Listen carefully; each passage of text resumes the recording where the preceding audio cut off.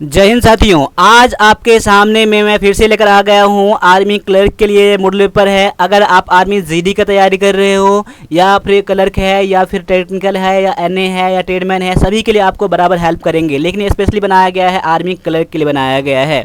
ये हूबहू ऐसे ही क्वेश्चन लाया गया है जैसे आपके एग्जाम में क्वेश्चन पूछे जाते हैं, वैसे ही बना दिया गया है।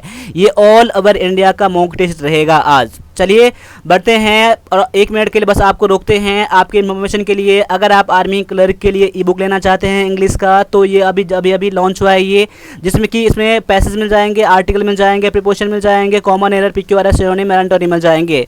देखिए इसमें कम से कम 50 पैसेज मिलेंगे आपको, 100 आपको आर्टिकल मिल जाएंगे और इसमें प्रीपोजिशन मिल जाएंगे। 280 के बारे में आपको प्रीपोजिशन मिल जाएंगे, 280 से ज़्यादा आपको कॉमन एरर मिल जाएंगे, PQRS 77 मिल जाएंगे, सिनोनिम, एंटोनिम 1000 मिल जाएंगे आपको। यानी कंप्लीट रहेगा आपके आर्मी एग्जाम के लिए। ये सबसे अब तक का सबसे बेस्ट बुक है, ऐसा बुक कहीं नहीं मिलेगा मार्केट में, तो जितना जल्दी हो सके उसको ले लीजिए। इसका जो प्राइस अभी है अभी 150 अभी है। इसको लेने के लिए इसका लिंक मैंने दे दिया है डिस्क्रिप्शन में, वहाँ से ले लीजिए, या फिर आप गूगल पे, फ़ोन पे, पेटीएम, इस नंबर पे भी आप कर सकते हैं। पेमेंट करके आप स्क्रीनशॉट और अपना नेम, सिटी का मुझे कर देना। मैं जस्ट आपको 5 मिनट के अंदर मैं आपको ये बुक सेंड कर दूंगा, ठीक है। चलो सबसे पहला जो क्वेश्चन है आज का, ये देख लीजिए आपके सामने में है कि प्राचीन काल में भारत के किस क्षेत्र को अवंतिका के नाम से जाना जाता था। यानी भारत के किस क्षेत्र को अवंतिका के नाम से जाना जाता था। तो ऑप्शन पहला जो आपका है अवध है, रुहेलखंड है, बुंदेलखंड, मालवा है। तो ऑप्शन नंबर डी जो है आपका यहाँ पर करेक्ट आंसर है कि मालवा को अवंतिका के नाम से जाना जाता था। ये मालवा रीजन जो है ये कहाँ पर है, ये MP में है, यानी कि मध्य प्रदेश में ये है, ठीक है। चलो आगे है, अगला क्वेश्चन है, सिंहासन पर बैठने के लिए किस शासक ने अपने पिता बिंबिसार की हत्या कर दी थी। उस शासक का नाम क्या है। पहला है अशोक, अजातशत्रु, कनिष्क और सिमुक। तो इसका करेक्ट आंसर है ऑप्शन नंबर बी है, जो कि है अजातशत्रु, ऑप्शन नंबर बी, ठीक है। अगला है, केसर का उत्पादन करने वाला भारत का एकमात्र राज्य कौन सा है, ठीक है। देखिए पहले मैं क्वेश्चन 2 पर मैं एक इन्फॉर्मेशन देता हूँ। ये कब की बात है, ये बात है जैन धर्म और जब ये बुद्धिस्ट धर्म की जब बात चल रही थी, यानी कि जब महावीर और बुद्ध की बात चल रही थी, उस समय की बात है यहाँ पर है। तो जैन के अकॉर्डिंग कहा जाता था कि उनके पिता बिंबिसार ने आत्महत्या कर लिया था, लेकिन बुद्ध के अकॉर्डिंग क्या था, उनके अपने पिता का हत्या किया था। दोनों का अलग अलग मत है, ठीक है। चलो आगे है, केसर का उत्पादन करने वाला भारत का एकमात्र राज्य कौन सा है। यानी भारत का राज्य कौन सा है जहां पर केसर का उत्पादन किया जाता है। पहला ऑप्शन आपके सामने में है, असम है, हिमाचल प्रदेश है, जम्मू और कश्मीर है और मेघालय है। तो ऑप्शन नंबर सी जो है आपका आंसर यहाँ करेक्ट आंसर है कि जम्मू कश्मीर जो है भारत का एकमात्र राज्य है जहाँ पर केसर का उत्पादन किया जाता है। ऑप्शन नंबर सी आपका यहाँ पर करेक्ट आंसर है। आगे बढ़ता हूँ, अगला क्वेश्चन है, पुलित्जर पुरस्कार किस वर्ष स्थापित किया गया था। यानी पुलित्जर पुरस्कार जो स्थापित किया गया था, स्टार्ट जो किया गया था, किस वर्ष से किया गया था। तो ऑप्शन 4 आपके पास है, पहला है 1917 में, 1918 में, 1922 में, 1928 में। तो इसका करेक्ट आंसर हो जाता है ऑप्शन नंबर ए, 1917 में इसका स्टार्ट किया गया था, इसको शुरू किया गया था पुलित्जर पुरस्कार का। देखिए जो क्वेश्चन मैं बता रहा हूँ इसका आप नोट जरूर बना लेना, ऐसा क्वेश्चन आपको बहुत कम जगह को देखने के लिए मिलेंगे आपको, ठीक है। अगला है, गोरखपुर जिसमें विश्व का सबसे लंबा रेलवे प्लेटफॉर्म है। यानी कि विश्व का सबसे लंबा प्लेटफॉर्म कहाँ है रेलवे का, तो ये गोरखपुर में है। तो कह रहा है कि निम्नलिखित में से किस राज्य में स्थित है। यानी कि गोरखपुर जो है कौन से राज्य में है। ऑप्शन है पहला इसका उड़ीसा है, पश्चिम बंगाल है, उत्तर प्रदेश है और छत्तीसगढ़ है। ऑप्शन नंबर सी जो है आपका यहाँ पर करेक्ट आंसर है, ठीक है, जो कि गोरखपुर कहाँ है, तो ये उत्तर प्रदेश में है, ठीक है। अगला है, पेड़ अपनी शाखाओं से जड़ों को मिट्टी में भेजता है। यानी पेड़ ऐसा कौन सा पेड़ है जो अपनी शाखा को मिट्टी में भेजता है, इसे कहते हैं, इस पेड़ को क्या कहते हैं। तो आपके पास 4 ऑप्शन है। पहला ऑप्शन है ओक, यानी ओक का वृक्ष है, पाइन या बरगद या फिर पाम। तो इसका करेक्ट आंसर हो जाता है ऑप्शन नंबर सी, बरगद हो जाता है। सारे क्वेश्चन बनाइए और लास्ट में मुझे कमेंट करके ये बताना कि इसमें से कितना क्वेश्चन आप सही करे हो। अगला है, विद्युत बल्ब फिलामेंट का बना होता है।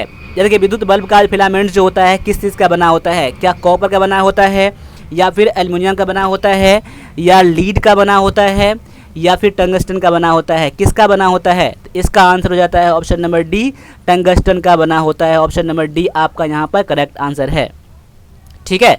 देखिए जो अगर मान लीजिए इस क्लास को पहली बार देख रहे हैं, चैनल को सब्सक्राइब जरूर कर लीजिएगा और लाइक ज़रूर कर दीजिएगा, ठीक है। इतना तो जरूर कर सकते हैं, इसमें कुछ आपको जाता नहीं है, फ्री में है ये सब चीज़। ठीक है, आगे है हवा में निम्नलिखित में से किस गैस की उपस्थिति के कारण पीतल हवा में फीका पड़ जाता है। हवा में निम्नलिखित में किस गैस की उपस्थिति के कारण, कौन से गैस के कारण पीतल जो है फीका पड़ जाता है। पहला है ऑक्सीजन, दूसरा है हाइड्रोजन सल्फाइड, तीसरा है कार्बन डाइऑक्साइड, चौथा है नाइट्रोजन। तो कौन सा यहाँ पर है जो आपका यहाँ पर आंसर है। तो यहाँ पर आपका आंसर है ऑप्शन नंबर बी है, जो कि है हाइड्रोजन सल्फाइड है। ऑप्शन नंबर बी आपका यहाँ पर करेक्ट आंसर है। आगे बढ़ता हूँ, अगला क्वेश्चन है निम्नलिखित में से कौन एक अधातु है जो कमरे के तापमान पर तरल रहती है। ऐसा कौन सा अधातु है, अधातु कौन सा है जो कमरे के तापमान पर तरल रहती है। पहला ऑप्शन है फास्फोरस, ब्रोमीन, क्लोरीन और हीलियम। तो इसका आंसर हो जाता है ऑप्शन नंबर बी ब्रोमीन। क्या है, ब्रोमीन एक ऐसा अधातु है जो कमरे के तापमान पर क्या होता है, तरल रहता है, लिक्विड फॉर्म में रहता है। ठीक है, अगला क्वेश्चन है क्लोरोफिल एक प्राकृतिक रूप से पाए जाने वाला क्लेट यौगिक है जिसमें केंद्रीय धातु है। कौन सा केंद्रीय धातु है। तो इसका ऑप्शन आपके सामने में है। पहला है कॉपर, मैग्नीशियम, लोहा और कैल्शियम। इसमें से जो आपका आंसर है आप अपनी नोट कर सकते हैं। अगर नहीं पता है तो आप याद कर लीजिए, इसको नोट बना लीजिएगा। इसका आंसर हो जाता है ऑप्शन नंबर बी हो जाता है, जो मैग्नीशियम है। क्या है, मैग्नीशियम है। अगला क्वेश्चन स्टार्ट होता है आपका मैथ से क्वेश्चन स्टार्ट होता है। मैथ का 10 क्वेश्चन यहाँ पर मैंने लिया है। पहला क्वेश्चन है एक संख्या अपने 3/8 भाग से 25 अधिक है तो संख्या क्या है। देखिए संख्या यहाँ पर x मान लीजिए। अब क्या है, अपने 3/8 भाग यानी x का 3/8 संख्या तो x मैंने माना था ना। इतना से ये अधिक है, ये अधिक है ना, ये अधिक है, ये कम है। तो मैं इसको क्या करूँगा, इसको मैं पहले घटा दूंगा, दोनों को इक्वल में 25 कर दूंगा। क्यों, देखो इसको ऐसे भी कर लो या फिर x बराबर में x बटा में 8 कर दो, यानी 3x बटा में 8 प्लस में 25 कर दो, बात एक ही रहेगा। इसका इस तरफ करोगे तो माइनस में आ जाएगा ये। यानी देखो अब यहाँ पर कितना हो जाएगा, यहाँ पर बटा में 1 कर दो, इसका एलसीएम 8 आ जाएगा। 8x माइनस 3x बराबर में 25 बटा में 1। अब दोनों घटाओगे कितना हो जाएगा, यहाँ हो जाएगा 5x बटा में 8 बराबर में 25 बटा में 1 है।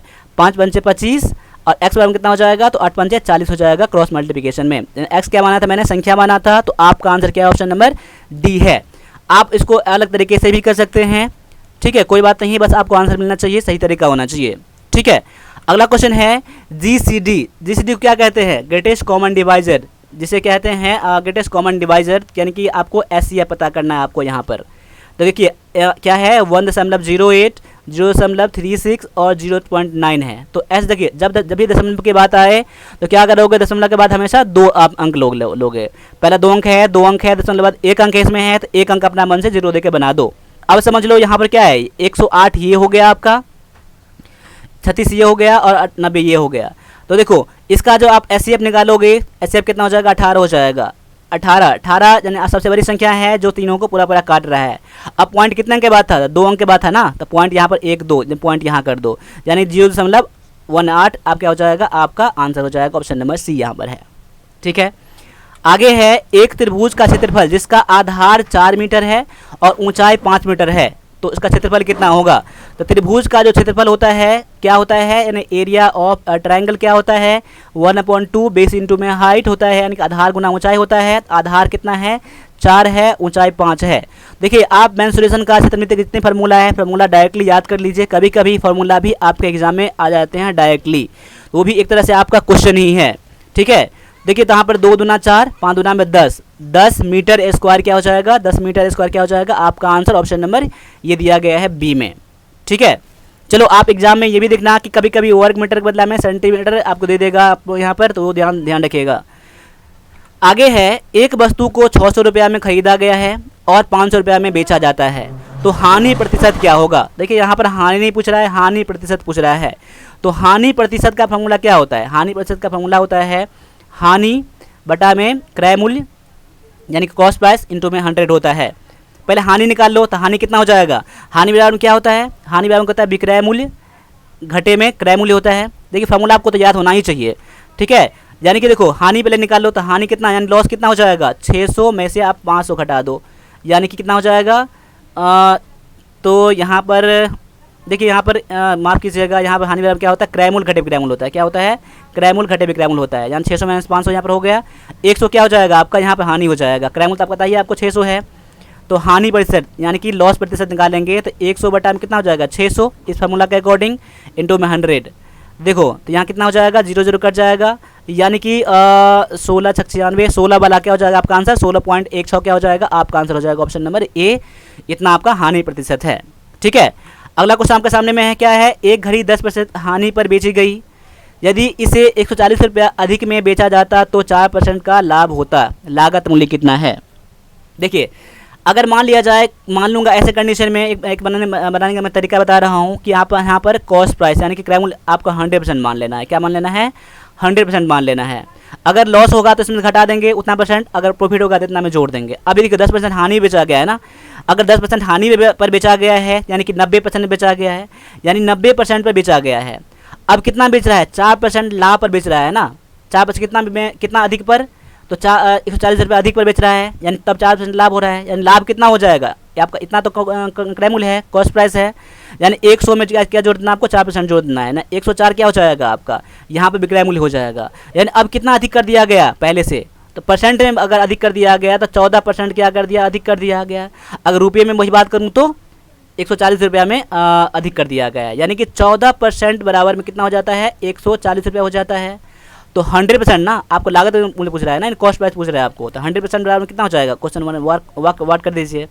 यानी 14% बराबर में 140 है तो 100% में कितना बराबर हो जाएगा, तो क्वेश्चन मार्क में क्या हो जाएगा, दोनों को आप गुना कर दीजिए क्रॉस में, 100 गुना में 140 बटा में 14 कर दीजिए, 14 140 यानी कि 1000 क्या हो जाएगा आपका यहाँ पर आंसर ऑप्शन नंबर बी है। इसके दौरान में और भी तरीके हैं, आप वो बना लीजिएगा, अगर नहीं पता है तो ये सबसे बेस्ट तरीका है। देखिए ऐसे तो मैंने आपको बता दिया लिख के, अगर ऐसे क्वेश्चन समझ में आ गया तो आपको डायरेक्टली बन जाएगा 1-2 पॉइंट लिख कर बस। ठीक है, बढ़ते हैं अगले क्वेश्चन की तरफ। अगला क्वेश्चन आपके सामने में है कि 125 मीटर लंबी एक ट्रेन उसी दिशा में 5 किलोमीटर प्रति घंटा चल रहे एक व्यक्ति को 10 सेकंड में पार कर जाती है, तो ट्रेन की गति कितनी है। देखिए एक ही दिशा में जब चलता है, एक ही दिशा में चलता है अगर दो चीज़, तो क्या करते हैं दोनों का स्पीड में क्या करते हैं, दोनों के स्पीड को माइनस कर देते हैं। अगर विपरीत दिशा में चलेगा अगर, तो वहाँ पे दोनों के स्पीड को जोड़ देंगे। यहाँ तो एक ही दिशा में चल रहा है ना। अब देखिए पहले तो निकाल लीजिए कि उसको कितना स्पीड से चला है, अगर एक दिशा में चला है तो पहले देख लीजिए यहाँ पर कि आपको स्पीड निकालने के लिए क्या करेंगे, स्पीड बराबर क्या हो जाएगा, यानी कि चाल बराबर क्या हो जाएगा, तो दूरी बटा में समय। दूरी कितना, जब एक व्यक्ति को पार कर रहा है तो ट्रेन की बस अपनी लंबाई ना, वही 125 बटा में 10 क्या हो जाएगा, इतना मीटर पर सेकंड। देखिए मीटर में है, ये सेकंड में है, तो क्या हो जाएगा मीटर पर सेकंड हो जाएगा आपका, यानी कि 12.5 मीटर पर सेकंड क्या हो जाएगा स्पीड हो जाएगा, किलोमीटर प्रति घंटा मीटर पर सेकंड में है। आपका आंसर किस में, किलोमीटर में है ना। तो देखो तो मीटर पर सेकंड को आप 18/5 से गुना कर दोगे तो क्या बन जाएगा, ये किलोमीटर प्रति घंटा बन जाएगा। 12.5 यहाँ पर है। अब देखो ये तो हो जाएगा, 5 से काटोगे तो कितना हो जाएगा 5, पहले यहाँ 0 कर दो, यहाँ पर कितना 12 25 5 125, 5 दूना 10 5 5 25, 5 से काटोगे तो कितना हो जाएगा, ये हो जाएगा 9 हो जाएगा, 9 5 45 हो जाएगा, 45 किलोमीटर प्रति घंटा। अब देखो दोनों एक दिशा में चल रहा है तो कितना हो जाएगा 45 हो जाएगा ना। अगर बस ट्रेन की चाल पूछ रहा है तो ट्रेन की देखिए, ट्रेन की चाल कितना हो जाएगा, ट्रेन की चाल में अगर 50 मान लूँ अगर, और व्यक्ति की चाल 5 दिया गया है, तभी तो घटा के 45 आता है ना। यहाँ पर समझ में आ रहा है ना, क्योंकि ट्रेन की चाल इतनी हो जाएगी और व्यक्ति की चाल इतनी है, तभी घटा के इतना आ रहा है। या फिर आप आंसर तो यहाँ से कर लेना, 45 कर लेना, 45 आपका आंसर इसमें, देखिए माफ़ कीजिएगा 45 नहीं, यहाँ 45 हो गया किसका, दोनों की एक ही दिशा में चाल हो गया। अगर एक की चाल पूछेगा तो क्या करेंगे, 45 में से 5 जोड़ देंगे, कितना हो जाएगा 50 क्या हो जाएगा, ट्रेन की चाल हो जाएगी। 50 ट्रेन की चाल अगर है 50 किलोमीटर प्रति घंटा, तो व्यक्ति की चाल 5 है, तो एक दिशा में चलेगा तो क्या हो, दोनों की चाल घटे कितना हो जाएगा 45 तो हो जाएगा ना। 45 वही आपका आंसर यहाँ पर आया था, लेकिन आपका ट्रेन की चाल पूछ रहा था, इसलिए आपका आंसर क्या हो जाएगा, ऑप्शन नंबर बी आपका यहाँ पर आंसर है।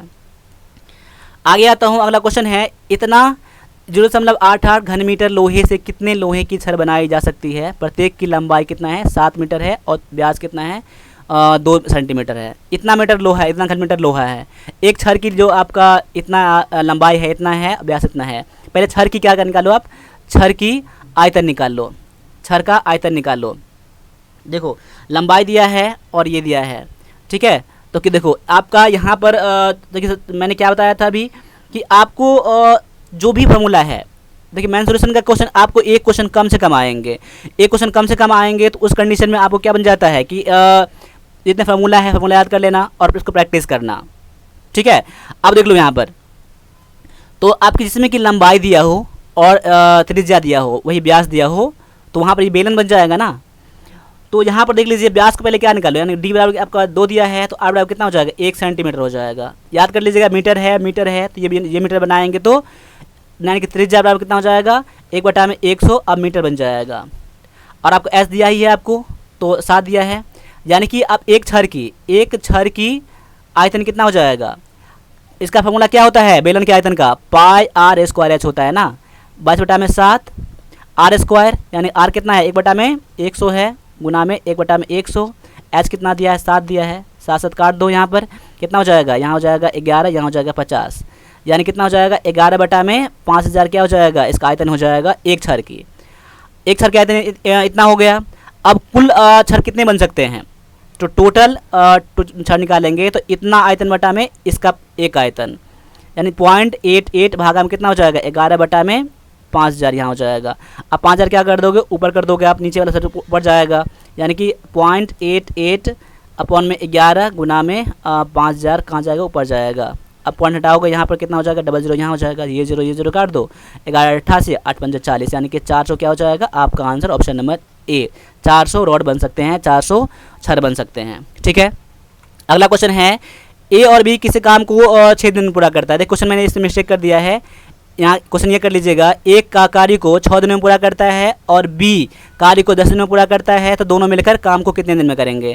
क्वेश्चन ठीक कर लीजिएगा, ए एक काम को अकेला करता है तो 6 दिन लगता है, बी को वही काम करने के 10 दिन लगता है, दोनों मिलकर काम कितने दिन में करेंगे। तो ऐसे क्वेश्चन बनाने के लिए यानी ए और बी मिलकर काम करेगा, तो देखो पहले क्या कर दोगे 6 गुना में यानी कि 6 गुना में 10 कर देना और दोनों को जोड़ देना, ठीक है, वही आपका आंसर निकल जाएगा 6 गुना में 10 बटा में और 10 6 16। आप काट के निकालोगे तो ऑप्शन नंबर ए आ जाएगा, 3.75 दिन आपका आंसर आ जाएगा ऑप्शन नंबर ए, ठीक है। क्लियर हो गया। आगे है अभाज्य गुणनखंड विधि द्वारा इतना का वर्गमूल निकालो। आप कोई भी विधि कहे, आपको कुछ नहीं करना, आपको आंसर करना है जैसे करना है। आपको स्क्वायर रूट यानी कि वर्गमूल आपको कितना बताना 40 तक का याद होना चाहिए, जैसे कि 2 का स्क्वायर कितना 4 होता है, 3 का स्क्वायर 9 होता है ना, ऐसे बता कितना आपको 40 तक आपको याद होना चाहिए कम से कम मुझे मानी, ठीक है। तो 22 का क्या होता है, 22 का इसका वर्गमूल कितना हो जाएगा स्क्वायर रूट 22 हो जाएगा आपका आंसर, यानी 22 गुना 22 के करोगे कितना हो जाएगा 484 हो जाता है, ठीक है। अगला क्वेश्चन में आता हूँ। अगला क्वेश्चन नंबर 21 में क्या दिया है एक बार देख लीजिए। आप क्वेश्चन का आप आते हैं आपके कंप्यूटर के। एक प्रकाश संवेदनशील उपकरण जिसको ड्राइंग मुद्रित पाठ या अन्य छवि को डिजिटल रूप में परिवर्तित करता है उसे क्या कहते हैं। उसे कहते हैं स्कैनर कहते हैं। यानी स्कैनर जो होता है, कोई भी आपके पास क्या है मतलब पेपर है या कुछ भी है, उसको कंप्यूटर में डिजिटल रूप में अगर लाते हैं तो उसे क्या कहते हैं, उसे इसके स्कैनर के द्वारा ला सकते हैं। ऑप्शन नंबर सी आपका यहाँ पर आंसर हो जाता है। आगे है कौन सा प्रोटोकॉल विभिन्न मेजबानों के बीच ईमेल सुविधा प्रदान करता है। कौन सा प्रोटोकॉल होता है जो ईमेल फैसिलिटी देता है, ठीक है। ऑप्शन नंबर आपके पास बी है, जो आपका आंसर है SMTP होता है। डायरेक्टली मैंने इसका आंसर करा दिया है, ज़्यादा टाइम का वेस्ट यहाँ पर नहीं होगा। आपको देखिए इसका फुल फॉर्म पता होगा, ठीक है। एक आपके एग्जाम में ऐसा इसका फुल फॉर्म पूछ सकता है, इसका फुल फॉर्म पूछ सकता है, इसका मैं बता रहा हूँ, ठीक है। इसका होता है फाइल ट्रांसफर प्रोटोकॉल होता है। इसका देखिए SMTP का फुल फॉर्म क्या होता है, इसका होता है क्या, simple mail transfer protocol, mail transfer protocol, ठीक है। इसका ये आंसर होता है, ठीक है। आगे बढ़ता हूँ। अगला क्वेश्चन है एक्सेल को यह बताने के लिए कि हम सेल में एक फार्मूला दर्ज कर रहे हैं, उसमें कौन सा साइन का यूज़ किया जाता है। यानी कौन सा साइन यूज़ करके हम लोग एक्सेल में फार्मूला को लिखते हैं। यानी ऑप्शन नंबर डी जो है आपका आंसर, यानी इक्वल टू यूज़ करके हम लोग क्या करते हैं, हम लोग बराबर का यूज़ करके हम लोग फार्मूला स्टार्ट करते हैं, ठीक है। अगला क्वेश्चन है कंप्यूटर को कितने पीढ़ियों में वर्गीकृत किया जा सकता है। कितने पीढ़ी में, ये 5 पीढ़ी में किया जा सकता है। कंप्यूटर को 5 पीढ़ी में किया जा सकता है। देखिए और क्वेश्चन आकर पूछ सकता है कि पहला पीढ़ी में क्या यूज़ किया गया था। पहला पीढ़ी में वैक्यूम ट्यूब का यूज़ किया गया था। क्वेश्चन ये आ गया है ये, ठीक है। वैक्यूम ट्यूब का पहला पीढ़ी में किया गया था। इसका जो टाइम था 1946 से 1959 में, ठीक है। और दूसरा में क्या यूज़ किया गया था 1959 से लेकर 1959 से 1965 तक। किसका, आपका सेकेंड जनरेशन का था, जिसमें कि ट्रांजिस्टर का यूज़ किया गया था। क्या यूज़ किया गया था, ट्रांजिस्टर का यूज़ किया गया था। उसके बाद 1965 से लेकर 1971 तक में किया आईसी का यूज़ किया गया, जिसे कि इंटीग्रेटेड सर्किट कहते हैं, ठीक है। और 1971 से लेकर 1980 तक उसमें यूज़ किया गया था VLSI का यूज़ किया गया था। इसका देखिए VLSI का फुल फॉर्म क्या होता है, वेरी लार्ज स्केल इंटीग्रेशन होता है, ठीक है। अब 1980 से लेकर अब तक जो चल रहा है ये आपका 5th जनरेशन चल रहा है, यानी 5वीं पीढ़ी का चल रहा है, जिसमें 1980 से लेकर अब तक है टाइम। और इसमें यूज़ किया गया था ULSI का यूज़ किया गया था, यानी कि अल्ट्रा लार्ज स्केल इंटीग्रेटेड होता है, इंटीग्रेशन होता है, ठीक है। अगला क्वेश्चन है 5वीं पीढ़ी के कंप्यूटर का किस पर आधारित है, 5वीं पीढ़ी के। देखिए ऑप्शन नंबर ए जो है आपका आंसर है आर्टिफिशियल इंटेलिजेंस पर क्या है, 5वीं पीढ़ी कंप्यूटर क्या आधारित है, ठीक है, जिसे हम लोग AI कहते हैं, ठीक है। AI का फुल फॉर्म याद कर लीजिएगा, आर्टिफिशियल इंटेलिजेंस होता है। अब देखिए 25 क्वेश्चन में से कितने क्वेश्चन आपके सही हुए हैं आप मुझे कमेंट करके बताना। साथ साथ अगर आप आर्मी क्लर्क के लिए ई बुक लेना चाहते हैं कोई सा भी, अभी इंग्लिश का लॉन्च हुआ है तो आप ले लीजिएगा, जिसके लिए आपके पास नंबर मैंने दे ही दिया है पेमेंट करने के लिए। 8210718211 पे पेमेंट करना है, स्क्रीनशॉट करना है, मैं आपको सेंड कर दूंगा। साथ साथ आप आर्मी क्लर्क का इंग्लिश का क्लास भी ज्वाइन कर सकते हैं, ठीक है। तो आज के बस इतना दे दीजिए, मिलते हैं अगले क्लास में, तब तक के लिए सभी से एक बार जय हिंद।